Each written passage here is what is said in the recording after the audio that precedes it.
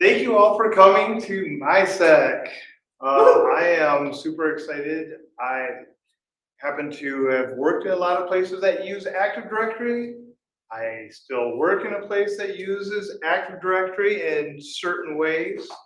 And so I am really excited because this is one of those topics that kind of gets glossed over in so many different ways, but you could actually have a lot of risk that goes into your environment if you don't deal with Active Directory and how it handles certificates as well. So Jacob, I'm very excited to hear this. Take it away.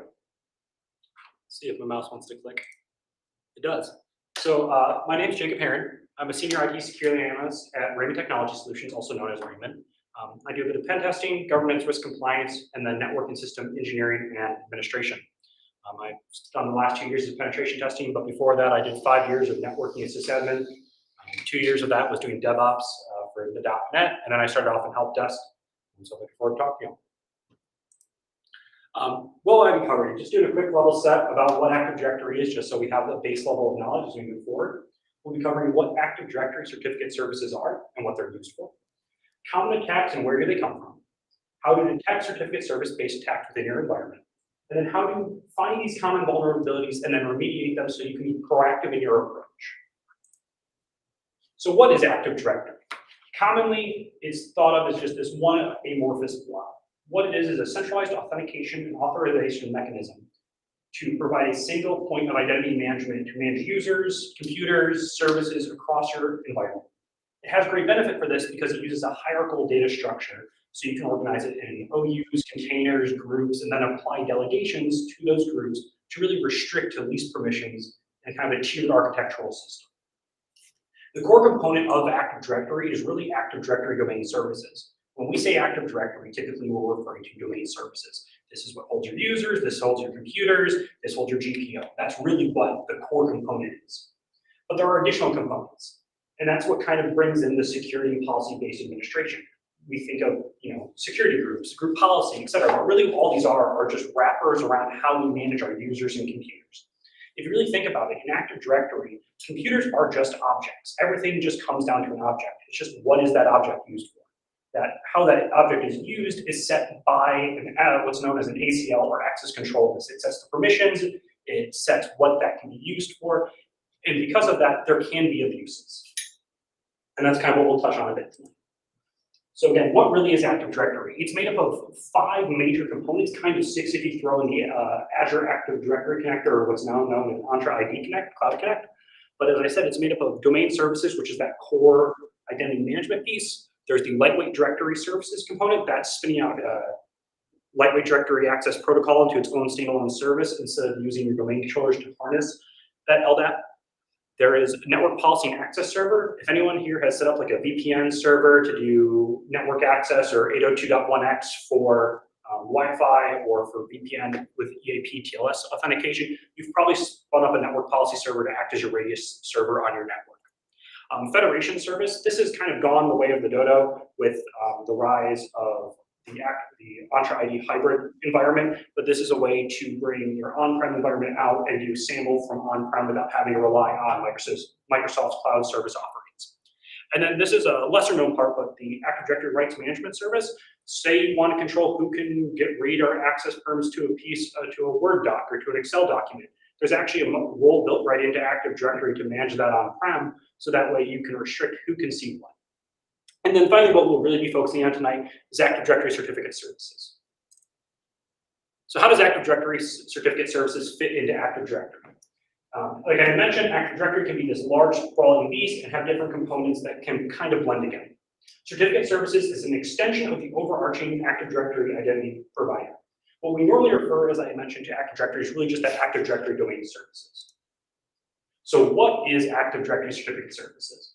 From the book definition, the Microsoft definition is Active Directory Certificate Services, known as ADCS, is a Windows Server role for issuing and managing public key infrastructure, PKI, certificates used in secure communication authentication protocols. But as you notice, it's called Active Directory Certificate Services. So there's multiple of them. And it's kind of made up of these several different subcomponents. There's the certificate authorities, standalone or enterprise. Enterprise certificate authorities are your key your keys to the kingdom of PKI that are integrated with Active Directory when it's an enterprise. So you can log with your domain admins, you can store the actual certificate templates, which we'll get to here in a moment, in the domain controllers. But then there's also standalone mode, which everything is self-contained. So commonly you'll see it where you'll spin up your root CA will be a standalone, and then you'll set up your sub CAs as enterprise CAs, so that way you mitigate the risk of the root CA key being leaked, because you'll keep that standalone one offline unless it's being used to spin up another subordinate CA. Web enrollment. Web enrollment is a couple different modules, but if you've ever gone to like a GUI web page to get a certificate request or issue a certificate request, that's what this service is. There's the online responder. If you're familiar with certificate revocation list, where you can say, hey, this certificate is no longer valid, that's what this service is. It actually determines if a certificate is still valid or not. Network device enrollment. If you've ever set up like a firewall, a switch, a router to use certificates, commonly for like depacket inspection on the firewall, this is the component you're using where you're doing a request that doesn't use a GUI, but it's more like an API vaguely. And then there's the certificate enrollment endpoint. This is what handles policy information. So this is what verifies that you can actually enroll for a certificate that you're asking to enroll for. Do you actually have the rights to get the certificate? And then finally, certificate templates. This is what makes up the information that composes certificates. So it's the base, think of the base, the template model, the source of truth when it comes to when you're trying to get a certificate. So what is Active Directory Certificate Services used for? It's like I mentioned, it's a part of a centralized identity access management within your on-premise infrastructure. It's a low cost in the sense that you've already paid for your Microsoft server license, self-managed private key infrastructure, public key infrastructure. Common use cases, secure multi-purpose internet mail extensions, VPNs, I mentioned for like radius servers, smart card sign-ins, network access through 802.1x, digital signatures, SSL, TLS, and then Kerberos authentication flows. And that last one, that Kerberos authentication flows, is what's of interest to us.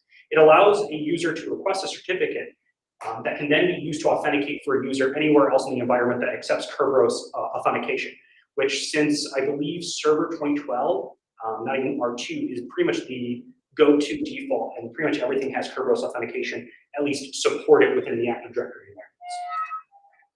So I mentioned a certificate template earlier. So what exactly is a certificate template? It stores the instructions for creating and submitting valid certificate requests. It controls permissions for templates, so who can enroll, who can auto-enroll, who can write, who can read. They're actually stored in Active Directory, as I mentioned, in the domain controllers for centralized management. And when a user goes to request a certificate template from ACS, when they go to request a certificate, that template is then used to generate the resulting certificate that is then issued to that user. So this is what a certificate template looks like under the hood. It's made up of three major components, and that is your compatibility settings. That defines what features are enabled for the certificate template. If you're familiar with key attestation through like the FIDO2 or the smart card standard, that's not enabled for if you have your standard before 2012 R2. You need to be at least on 2012 R2. But what that means is all your endpoints that are using that certificate are going to have to be on 2012 R2. So if you have any legacy servers laying around, you're going to still be possibly not be able to use the latest and greatest features. Then, as I had mentioned, there's restrictions and ACLs on who can do what. You have full control, which is everything. Read, which means you can just see what's out there, otherwise it's hidden to you. There's write, which means you can make changes to the template. There's enroll, which means you can request a template. And then auto enroll just means that you can continuously renew that cert without having to get a human to intervene. And then finally, you have what are called your extensions or your EKUs, extended key usage. This is what defines what that key is used for. The one that I have highlighted is client authentication. That's the one that allows you to authenticate as a user using the Kerberos authentication workflow. But you might ask, Jacob, I've never heard of an EKU. What is an EKU? EKU stands for extended key usage. It defines the purpose for the certificate, effectively restricting what the certificate can be used for in an Active Directory environment. And now here's where we start getting to the oddities of Active Directory certificate services. There's the any extended key usage. It allows you to do any of these below. But here's the interesting part. If you don't set an EKU, it assumes you meant it can be used for anything. So if you have no EKU set, you could use it for client authentication.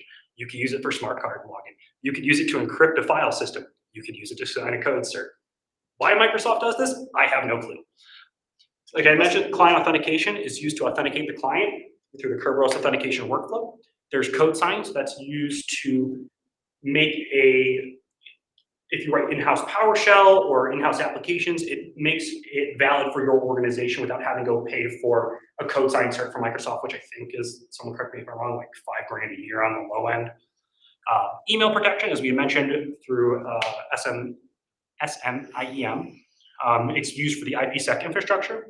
Key purpose of client authentication is a further step for that client authentication. It's used in the PK unit workflow, and that's primarily only used for domain controllers. As I mentioned, MFEFS used for encrypting file systems, server authentication, TLS, and then smart card login. And these are not an extensive list of the EKUs, these are just the more common ones I see. Great. Jacob, you've just told me about Active Directory. What the heck do you mean by any of this? So Active Directory services are just as critical as domain controllers, doubly so if you're running your domain controllers with a certificate service role added onto it. ADCS exposes the most sensitive parts of Active Directory domain services, accounts and passwords, in ways that are not highly monitored by default, which is a web server endpoint and then RPC, which show of hands, who actively monitors their RPC connections on their domain controllers? Someone? Just like a domain controller, certificate services that are configured using the add roles and feature within Windows Service Manager are said to be widely compatible, not secure. This means they are not secure by design. Funny how Microsoft just signed that secure by design memo with CISA and have not said anything about on-premise being in their workflow to fix everything.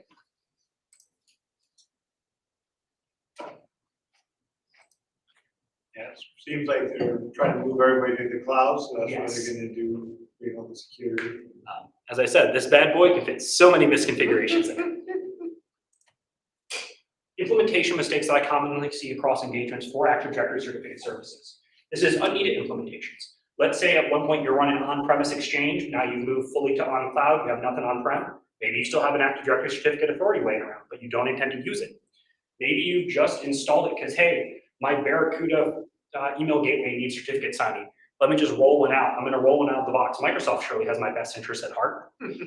You've added more services than you need. Sometimes we'll see multiple certificate authorities spread throughout an environment where one's only really needed, one that's just really well locked down, instead of having one at each site.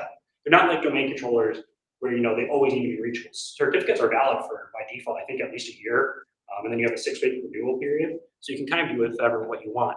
Not knowing your environment, maybe you've had large turnover in your environment, and everything that was there about Active Directory certificate authority were just tribal knowledge and not documented anywhere. Do you know where all your ADCS servers are? Do you know when they expire? Do you know what certificate templates are enabled? Setting and forgetting. The number one biggest mistake I see is you set up a certificate template for some project and you never come back to it. And then finally, no baseline configurations for certificate templates or certificate authorities. So let's say you're spinning up a new certificate template and you've hardened your previous ones, but you have no baseline to build off of. By default, we'll get into this a little bit. When you spin up a new certificate authority, new certificate template, depending which one you're using as a template, it's insecure by default. It is privilege escalation as a service. So here is just a short list, of all the different attacks you can do using ADCS. You can gain account persistence. By default, if you enable Active Directory certificate services within your environment, a user can self-generate a new key that can authenticate for them anywhere in your environment. And it's stored as an MSDS attribute, which means you have to go into advanced properties on their object in Active Directory users and computers to go remove that key. It is not visible by default. There's 11 on here, but there's now up to 14 different escalation techniques, which is what we're really gonna be focusing on tonight. 1 through 3, and then 9 and 10 focus on abusive certificate template misconfigurations. Number 6, referring to different numbers of techniques. Technique number 6 relies on abuse of the certificate authority. 4, 5, and 7 abuse the access control list. 8 abuses the web enrollment endpoint, and then 11 abuses the RPC enrollment endpoint. There's domain persistence. You can generate rogue certificate authority certificates if you get access to the private keys. You can forge certificates if you get the right set of credentials. And then if you get admin credentials, you could just create these vulnerabilities previously mentioned in certificate services so that way you always have a backdoor in. And then there's certificate theft. Do you know by default that Active Directory stores the private keys on the certificate authority for every key request that it issues? So that means, let's say you're doing smart card authentication. If someone pops the certificate authority box, they just have all your smart keys that are still valid. Yippee! Oh, good goodness. Can't tell if ADCS is just domain services or Pridesk as a service. So we're gonna focus.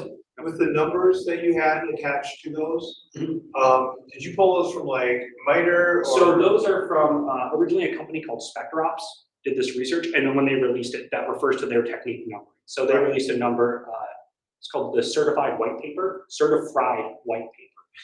and in that they released a number of privilege escalation techniques, and those numbers refer to escalation technique 1, escalation technique 2, escalation technique 3, so on and so on and so on. All right, cool, thank you. As I should have mentioned at the start, if anyone has questions, please stop me as I go. I love answering questions that come off the fly. So we're going to talk tonight a little bit about some of these common attacks I see. We're going to go over 3 common attacks I see, and when we get to the end, I'll kind of go over why I picked these 3. So some prereqs for this. We need initial access to the environment. Common ways we get those is we steal credentials, we make credentials, we relink credentials. Real world examples of these is by default, sometimes your domain controllers will allow no password, no username to log into them. Don't know why, but you can. By default, the default implementation of lightweight directory access protocol on domain controllers allows you to impersonate users on it. Again, thanks Microsoft. SMB relay. If raise of hands, has anyone here heard of SMB signing on the domain controllers and workstations? Mm-hmm. By default, only domain controllers have SMB signing turned on. Everything else in your environment, unless you put a GPO on it, will just let you log in as any user over SMB. It doesn't validate you are who you say you are. Does it matter the version of SMB for that? No, it's off by default. Unless you turn the server off, because by default, every Windows OS runs an SMB server, even if it's a workstation. So by a lot of times I'll see where organizations will turn SMB sign on for communication to the servers, but don't force it on the servers that run on the workstation, so that will allow us initial access to the workstations. Really doing secure by design here, huh? Yeah, right? And then this is a really fun one, IPv6. IPv6, common attack that we do is we'll like to spin up an IPv6 DHCP server. By default, since Windows Server 2008 and Windows Vista, IPv6 is preferred over IPv4. So that means if I spin up a DHCPv6 server, I can just say, hey, I have a DNS record for this computer. Let's say your domain controller. Send me all your authentication you normally send to the domain controller to me through me. I'll totally trustworthy with it. And then I'm using the aforementioned SMB relay or LDAP relay. We'll gain access to whatever users on the environment. And let me tell you, that one's, we'll get like 100 authentication sessions within about the first 30 seconds of popping that. Some tooling we're going to go over tonight. Certify AD. It's a Python tool that's used to interact with various different components of Active Directory certificate services. InPackage is a wonderful Python library and tooling for interacting with Active Directory in Windows. Highly recommend. Petit Potam is a Python tool that's used to coerce authentication from any domain joined machine. There is no patch for it. It's just abuse of intended functionality. So we kind of just cover the basis of the 3 different attacks, what the prerequisites are, and then we'll possibly move into live demos. And if the demo gods are angry at me, I have recordings. So the prerequisites for having ESC1 is you must have an enterprise certificate authority that grants low-level users or computers enrollment rights, just like we saw in that ACL. You must have no manager approval. You must have no one authorized to sign off on that cert being issued. Those 3, by default, are active on every ADCS instance when you install it out of the box. Wait, you said again, so those are not disabled by default, or they are disabled by default? So certificate, so by default, so if the authenticated users group can enroll to most certificates by default. Manager approval is disabled by default, and then authorized signatures are turned off by default. The 3 major security harnesses are turned off by default when you install Active Directory certificate services. That's awesome. You must have your certificate that you're getting must has the extended key usage for client authentication. This is because we want to get their NT hash, their Kerberos tickets. And then finally, the certificate template must allow requesters to specify a subject alternative name. This is the alternative name that you're getting a certificate for. So in this case, usernames in Active Directory. ECS2, very similar to ECS1. However, we want a certificate that has no EKU specified or the any purpose EKU specified, because again, both of those will allow us to use them for client authentication. And then finally, ECS8. If you notice, I marked it as vulnerable/default web enrollment. By default, when you install web enrollment, it uses HTTP, not HTTPS. There is no extended protection authority. So like SMB signing, this is SMB signing for your web server. It's not on by default. NTLM authentication is allowed, which is normal.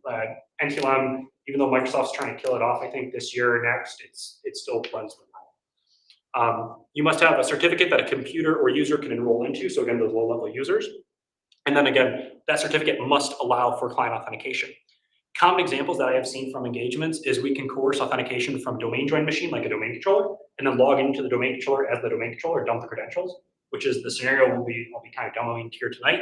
Or we can relay authentication traffic after gaining the man in the middle, such as using the IPv6 to then authenticate and then log into people's mailboxes. You'll be shocked when I find people's mailboxes. So we're going to attempt a live demo. We're going to see how this goes. I do have recordings of all these demos if the demo gods have not smiled upon me.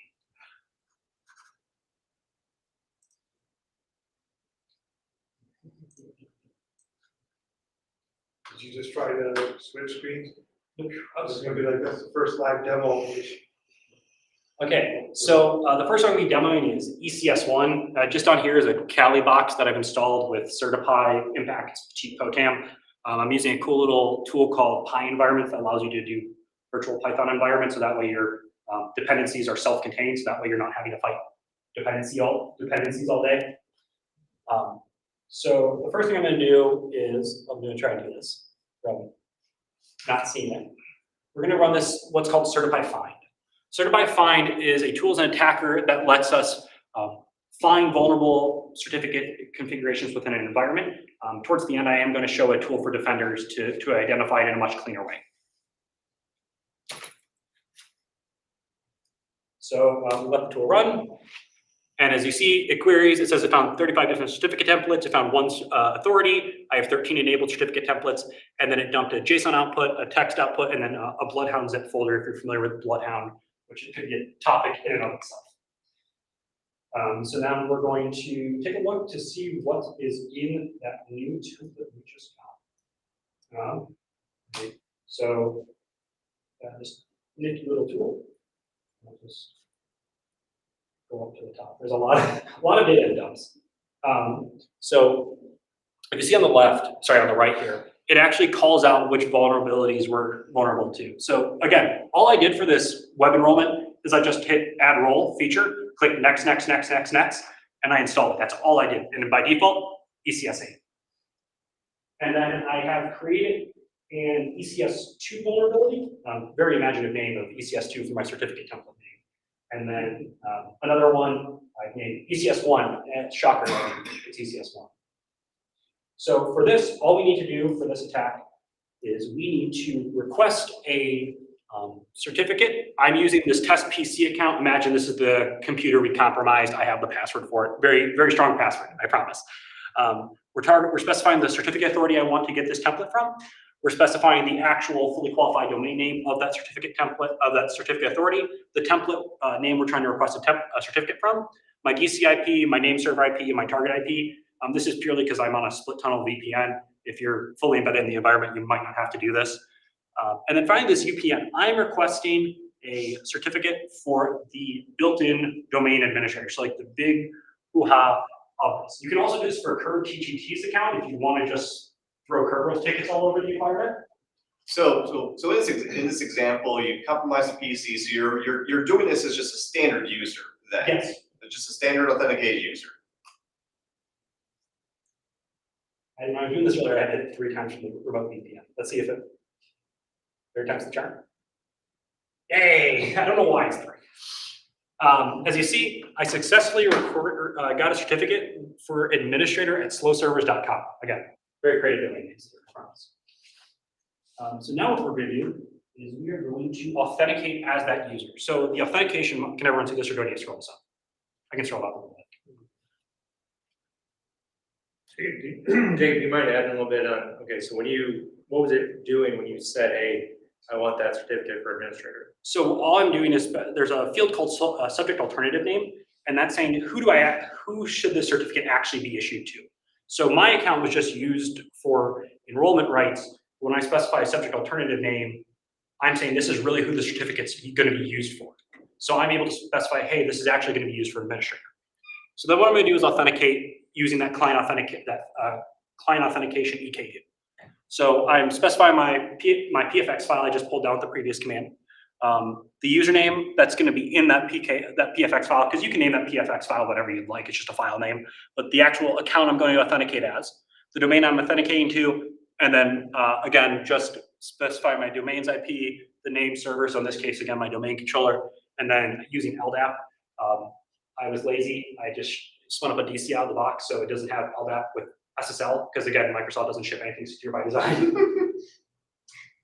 So now we're going to authenticate, and voila, that is the root administrator's NT hash. Now you might be asking, what the heck can we do with that? So just recap, you just had a normal user on a computer joined to that domain. Was that computer even joined to the domain? Technically, no, they're not even. You just had a computer with visibility of the domain controller. You said, hey, I want to request a certificate for administrator at domain. And it gave it to you, and now you're authenticated as that. Correct. Would it make a difference whether or not the administrator account is already disabled? If it's disabled, then you can just request any arbitrary, it's any arbitrary domain. It doesn't, any arbitrary user doesn't have to be the administrator. I just only have administrator and administrator 2 in my test domain. Yeah, I mean, in this scenario, like this is pretty awesome. So in this scenario, you know, a standard user account can easily authenticate to AED and get a list of all groups and all accounts. So it's trivial to figure out who the other administrators are. I mean, so you'll have a target already. And so you were originally using a computer account, right? That test PC computer account. Yes, and that's just a normal computer account. Does that matter if it's a user or a computer? No, just anything that can, in this case, it's just whatever has enrollment rights for that certificate. And as you can see, I'll scroll up a little bit to prove that that was really the admin account. Here are the Kerberos keys, the authentication hashes, everything out of your domain controller. So if you know how the Kerberos authentication workflow works, right here is the Kerb PGT. So this account is actually the shared secret across all of Kerberos in your environment. So this back half of this hash, for context, is what enables Kerberos to work. With that hash, I can issue any valid session for any user on any domain join PC. That's the shared secret. That is the keys to the kingdom of your domain. Questions on ECS1? Just to clarify the scenario, you weren't talking to the domain controller, you were talking to a certificate. Yes, I was requesting a certificate from the certificate authority, and Maybe could have been the domain controller. it's a 50-50 shot. Sometimes I see it spun out its own server, sometimes I see it installed on the certificate. It just kind of depends on how big the environment is, if they spin up their own.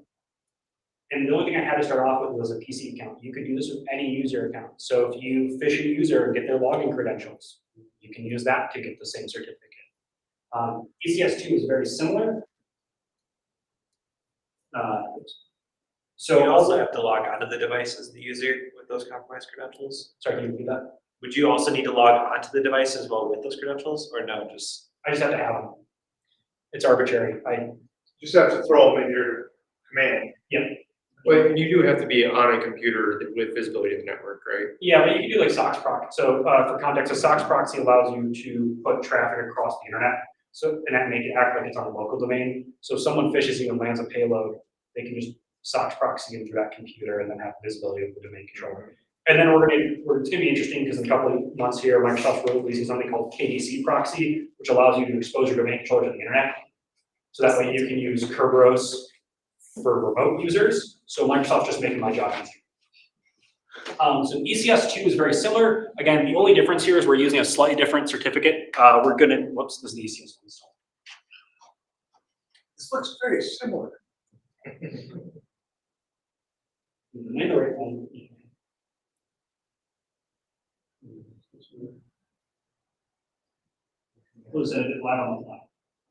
So we're going to use certificate template ECS2. That's the only difference here. And then I'm requesting for administrator 2 just to show that it's 2 different accounts that I'm getting. I'm not just doing some flashing action. Still handy. Still flashy. So as you can see, I was able to, same thing, save the private key of the administrator. So same thing, because this certificate template had it set for any purpose, we can then use it for client authentication just like we did the first one. So same thing, we got the hash for administrator 2, which is just a random domain admin I made. Again, very critical domains. So that one requires you to first have a domain account. The second one doesn't necessarily require you to have a domain account. If you have unpatched Petit Potam in your environment, or you do SMB relay by getting an IPv6, no account is needed for this next attack. I'm just using an account to speed it up so I'm not nuking out my VPN. So we're going to use a tool called NTLM Relay. This is just a tool that allows you to relay NTLM authentication to a select endpoint. Oops, I'm on the secret, so I'm jumping ahead. NTLM Relay.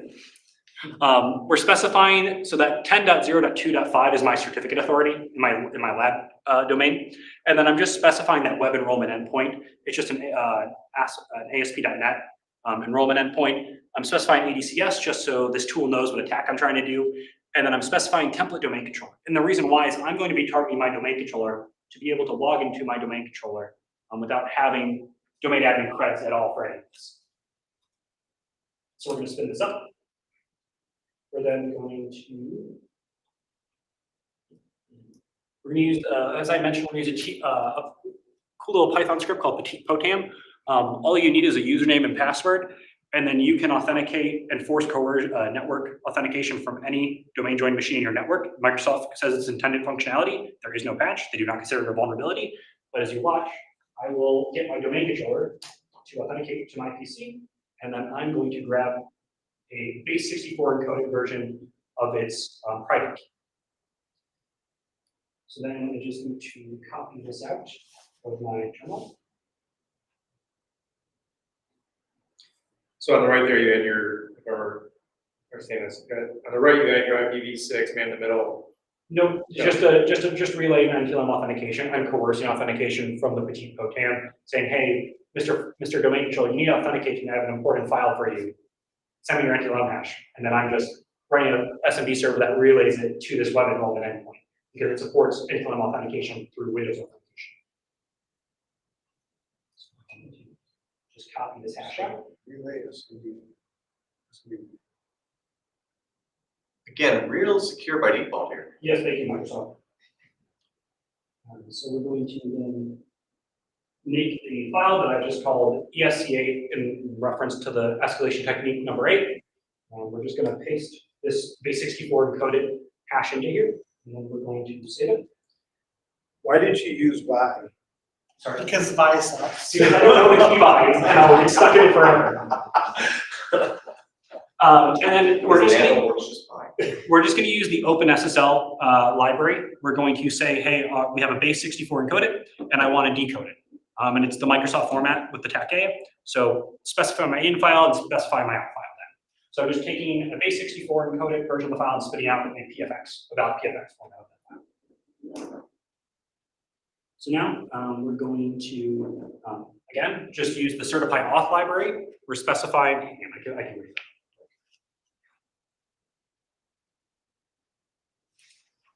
We're gonna, same thing, specify my file, but this time my username is DC1 $sign. If you ever see a $sign after a username in Active Directory, it means it's a computer account. Again, specify my domain, my DC IP, my name server, and then again, LDAP scheme, LDAP because Microsoft doesn't enable secure LDAP by default. Same thing, hit it, spit it out, and now we have the hash for DC1. So what does having the hash of DC1 allow us to do? Well, as shown before, dump your domain controller, because the domain controller can always dump itself. So again, we have the Kerberos keys here, and then we actually have the raw Kerberos accounts hash. So again, we can just issue valid Kerberos accounts across your environment. So essentially, you set up a relay, you basically pinged the domain controller to say, hey, I want to share something with you, and it's like, oh yeah, here's my hash. You use that hash to get a certificate for the domain controller, and then authenticate it with that certificate. Yes. And log in the domain controller as itself, and then got the keys out of it, because the domain controller can authenticate a domain controller. And when you say you dump the domain controller, maybe translate for us. So there's a file called ntds.dit.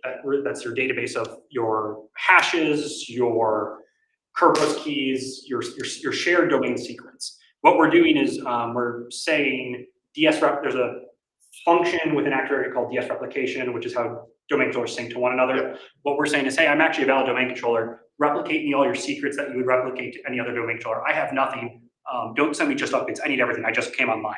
So it's gonna say, oh, well, you need the Kerberos account because you're gonna need to issue Kerberos tickets for valid accounts.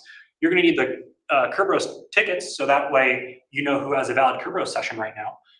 You're gonna need everyone's NT hash. For context, NT hash is equivalent to the password in Active Directory because all that happens when you put your password into a box, it just converts it to NT hash and sends it on its way. So this is equivalent. This is the same as having user passwords in Active Directory. So we could log into email. We could log into file shares. We could log into anything that's using Active Directory as its authentication source. So say you have a third-party site that uses Entra ID Cloud authentication. Well, now you can log into that and see what's nice and pretty in there. You can take those hashes offline and Crack them. Yes. crack them all day, yeah. I mean, and with these, you can basically say you are any person on the domain at any point, right? Yes. I'm just impressed at how you went from T-Mux. Tmux is my favorite thing in the world.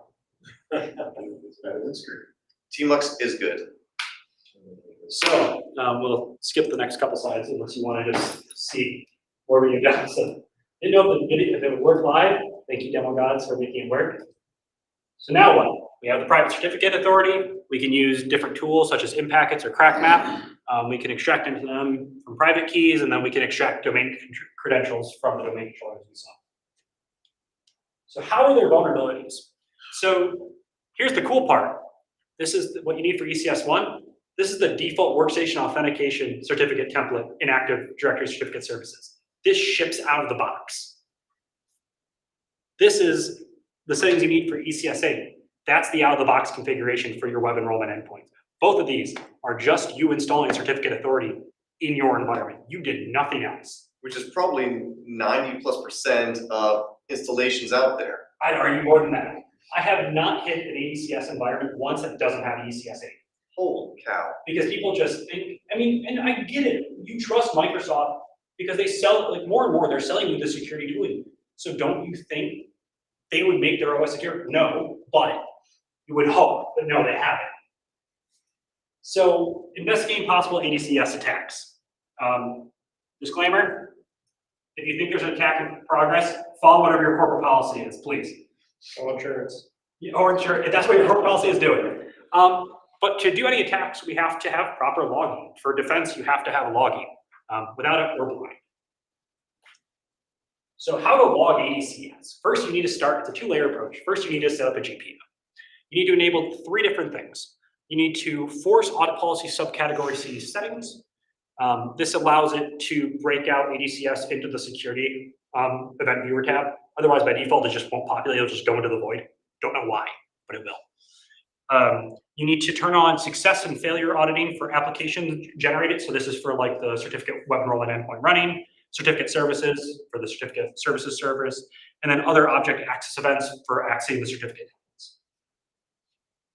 Next, you need to turn on logging within the certificate templates itself. You need to go into your certificate authority, select your certificate authority, right-click on it, properties, go under auditing, and then turn all of these on.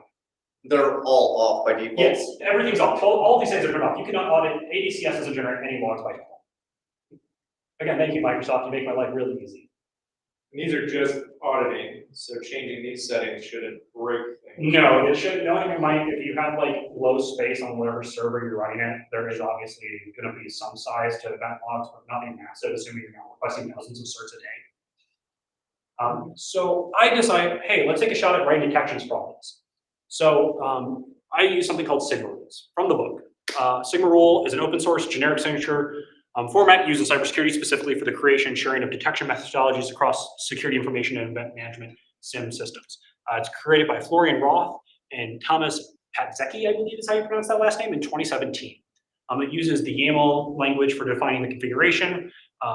Like YAR rules, which I'm sure some of you are familiar with, it uses indicators of compromise, but where the difference is Sigma matches on criteria instead of matching something in memory. It's using logs as a data source. And this allows for standardization across tooling due to the generic signature. These are just some different rules fields that are used in Sigma. You have your title, what you want your alerts to be called, your status, experimental or tested or production, whatever you want to be. The rule I will show you tonight is experimental. I would not recommend running in production. Author name, date, ID. This is a UUID. It's supposed to be, that way it's independent source. That way if you have a ton of Sigma rules, you can easily sort through them. License, assuming you're sharing the detection out. Level, so info, low, moderate, high, critical, whatever you want the alert to be thrown at. Data or logs where you're pulling from, your conditions, and then tags, including attack MITRE mappings for the different attacks. Your data sources, so this is made up of product, category, and service. We'll be focusing on the product of Windows and specifically on the category of security and the service of certificate services. So, disclaimer, I am not a Sigma master. I just do the right detections for what I create for what I'm pen testing. And through this, I have found out that not all Sigma implementations are created equal. Different tools implement Sigma slightly differently, hence why I've marked all my rules as experimental. I'll be using a tool called Hayabusa to run my signature detections locally on my Active Directory Certificate Authority machine. And I've linked it. It's a great tool. I highly recommend taking a look. It's free open source out on GitHub. So detecting ECS1 and ECS2. Due to the way that it's an abuse of that subject alternative name, it's the same rule here. So what we're doing is we're setting this to the product and service of Windows and security. We're looking for an event ID of 4887, which is the creation and issuance of a new certificate. We're looking to make sure the attributes contain subject alternative name. So even if you have a subject alternative name specified, if it's for the same user, so let's say you issue it using the common name, but then you want the email name in the subject alternative name, it will not generate that field within the event log. It will only do this if it's for two different users. And then my conditions are, it has to match coming from the security event log, and then it has to be that event with that attribute in there. And some false positives I have seen, I've put them in here: smart card enrollment, SSL proxying, administrative activity, level high, and then Hayabusa, they have their own custom rule set, so you have to add this tag that tells it, hey, this is a Sigma rule I want to run.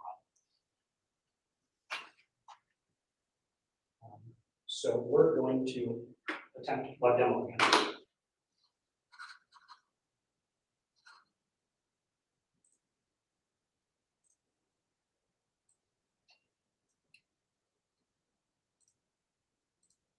Let's see. Oops, I'm clicking.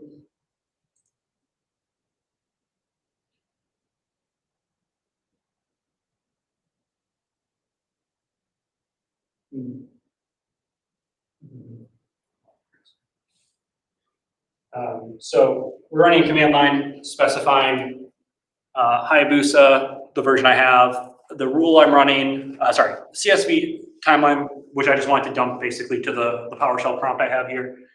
No wizard, I don't want it to ask me questions. I just want to run my rule. Live analysis, which means query events, the event ID. You could give it a compressed archive of files if you want to kind of review it after the fact. I want to do it live on the machine. And then my rule of ECS1 YAML.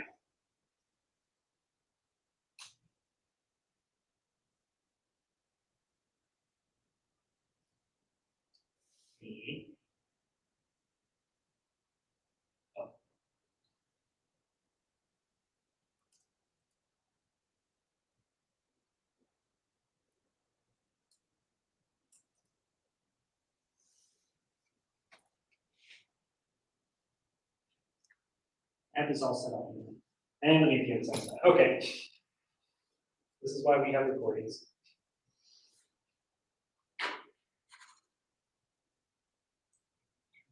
All right. We'll use the recording.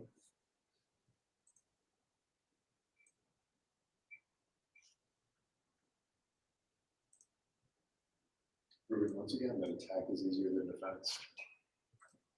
Yeah. We'll see if this.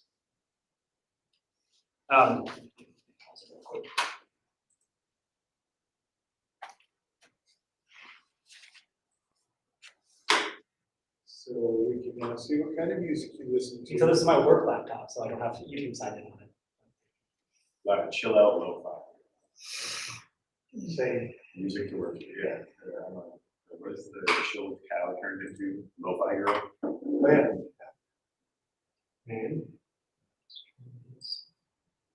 One of my teenagers actually. so as you can see, I ran the rule and it's kind of fuzzy, but it found 10 detections because I had ran it through. It says, hey, there's 10 instances of ECS 1 or 2 being on your environment. Probably want to take a look at that basically. That's cool. That's a good detection. So how about ECS 8? Fun fact, you can't detect ECS 8 without the box logs. And that's because we would need to correlate across 3 different log sources. And Sigma doesn't let you do that. So this is where you need an actual endpoint detection, endpoint identity tool like CrowdStrike, MDE, Arctic Wolf, Red Canary, pick your poison at that point. Because we need to know the IP of the connection, the targeted asset, assuming it's a machine, and the template requested, which isn't in one event ID.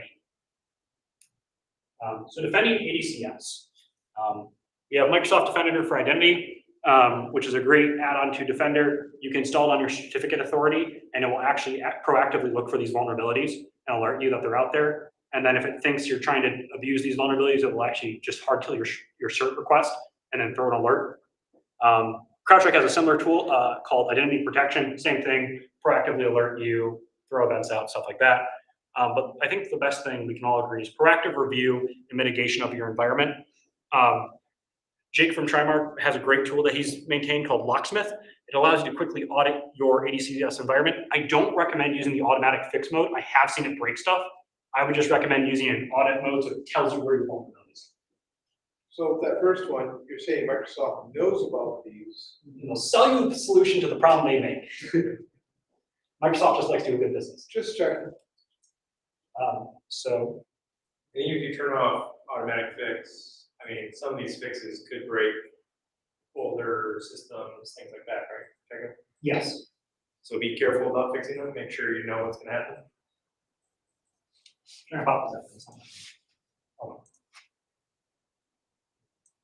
If you hit that YouTube.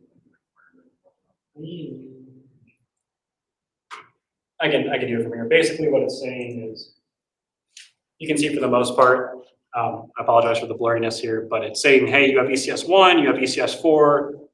I had a lot more vulnerabilities, and mind you, this is all out of the box configuration.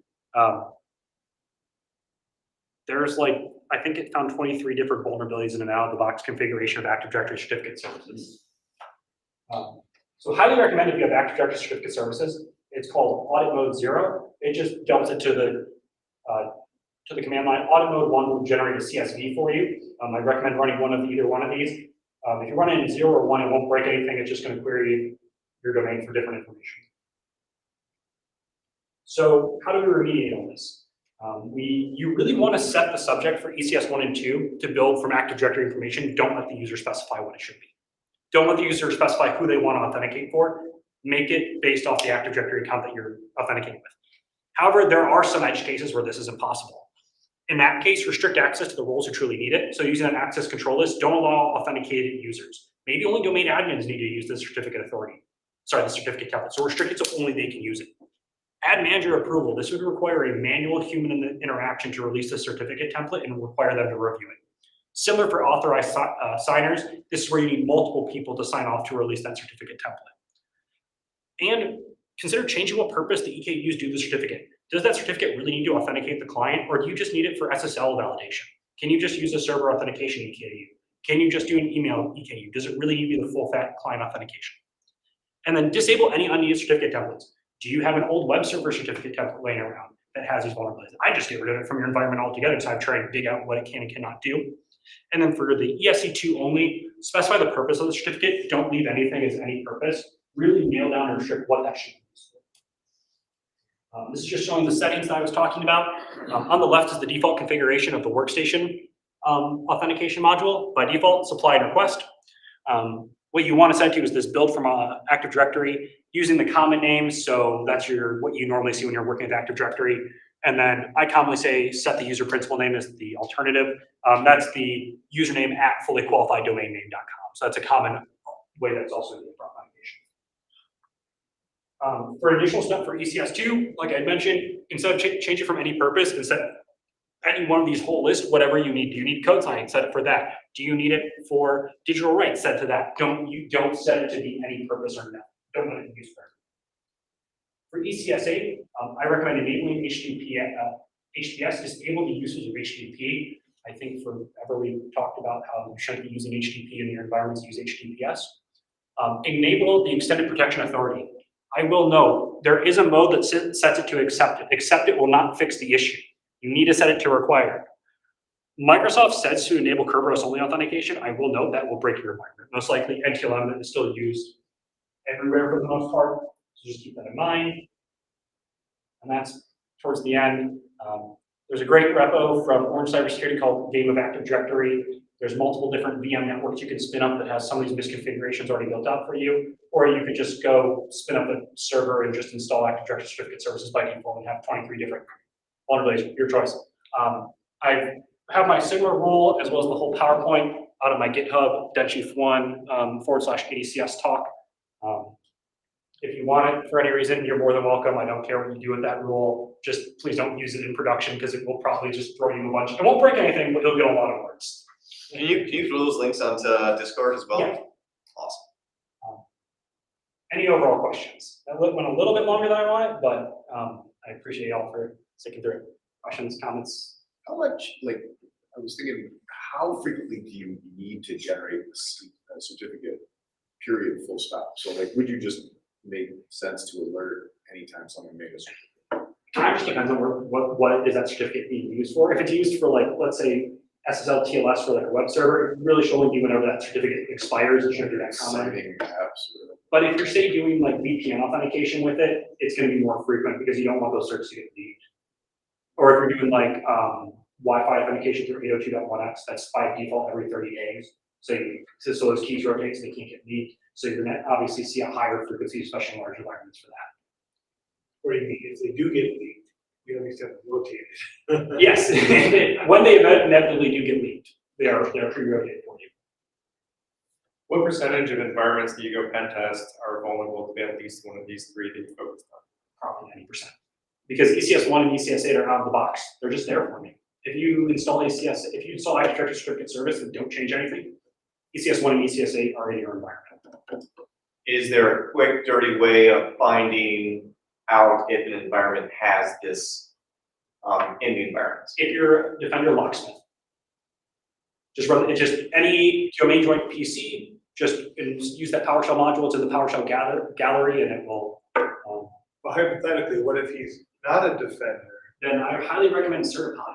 Certify, you just need any account, and it just runs with Python. So it works on Windows, Linux, Mac. Just need to install some libraries. I use it in our actual engagements. It's not the stealthiest tool out there because it does a bunch of LDAP queries, but it's the most assured way. Okay. You can do anonymous RPC calls to try and find it, but you're not guaranteed to find everything. So it kind of depends on the attacker side. Are you looking to be stealthy? Then you want to do RPC calls. Or in our sense, when we're just doing a basic pen test, we're looking to get good coverage for the client. So we want to use the full fat LDAP query system. Yeah, we're the same way. We're loud, and we want to be loud because that's what we're there for, to find these things. But this is something that's not on my radar, but I need to add it to my radar for assessments. At the very least, I should be reporting on if you have it in your environment and is it vulnerable to these, These attacks, yeah, or these escalations. mind blown, Jake. You're making them better. The goal of this presentation was just to raise awareness of the fact that just because it comes from Microsoft and just because you're left in the default configuration doesn't mean it's secure. Or in the case of Active Directory certificate services, it's insecure by default. And as the meme said, I can't tell if Active Directory certificate services is PKI or just privilege escalation as a service at this point. Right, and Microsoft's not alone with that either. It's like pretty much anything that you put out there that you're leaving default configurations in place, there's going to be, there's going to be weakness there. Absolutely. I just pick on Microsoft a little bit because they are kind of the market leader when it comes to on-premise infrastructure. Let's be honest. Oh, this was excellent. Yeah. Indeed. Thank you so much, Jacob. Thank you all. I really appreciate this. Sitting through the talk. I know I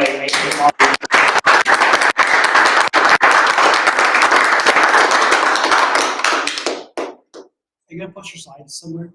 Yes, I'll throw the GitHub link and my slides are in the